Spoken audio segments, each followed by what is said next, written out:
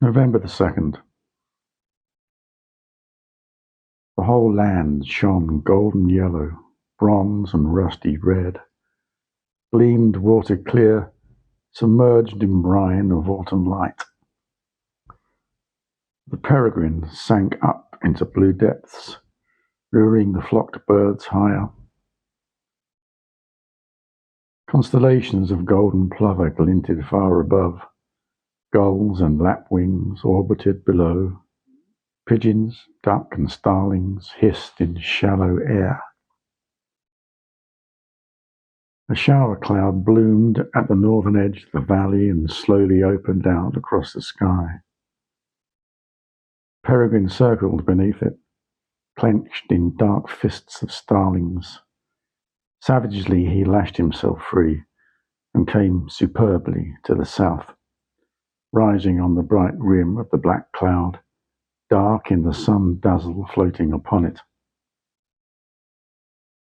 He came directly towards me, outlined and foreshortened, and I could see his long wings angling steeply from his rounded head. The inner wings were inclined upward at an angle of 60 degrees to the body, and it did not move. The narrow outer wings curled higher and dipped lightly into air, waving flamboyantly like skulls that touch and feather through a river's gliding skin. He passed above me and floated up across the open fields. Slowly he drifted and began to soar, shining in the sun like a bar of river gravel, golden red. The falcon soared to meet him. Together they circled out into the glaring whiteness of the south. When I had gone, hundreds of fieldfares went back to feed in hawthorns by the river.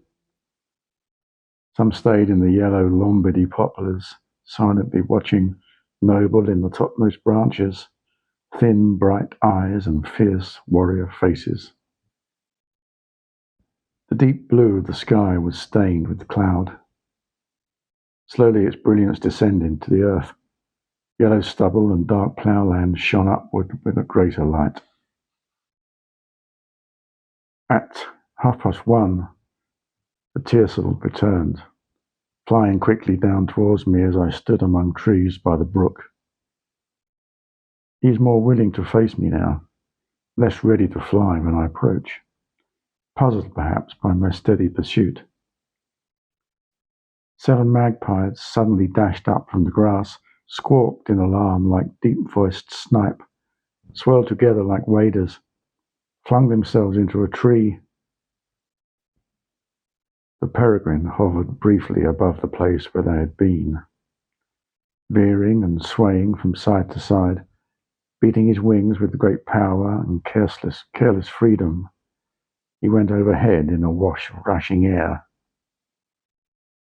Wings pliant as a willow, body firm as oak, he had all the spring and buoyancy of a tern in his leaping, darting flight. Below, he was the colour of river mud, ochreous and tawny. Above, he had the sheen of autumn leaves, beech and elm and chestnut. His feathers were finely grained and shaded. They shone like polished wood.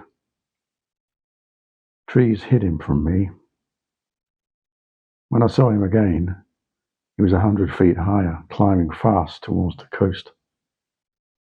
2 hours to sunset and the tide rising. It seemed likely that he was heading for the estuary. I followed him there an hour later.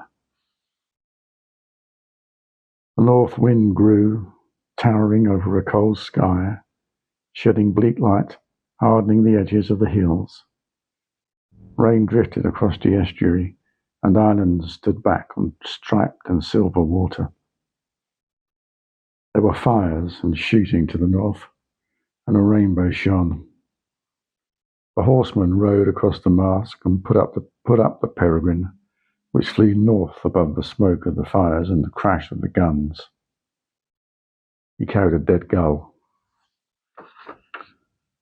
Long after the brown and yellow hawk had merged into the brown and yellow autumn field, I could see the white wings of the gull fluttering in the wind.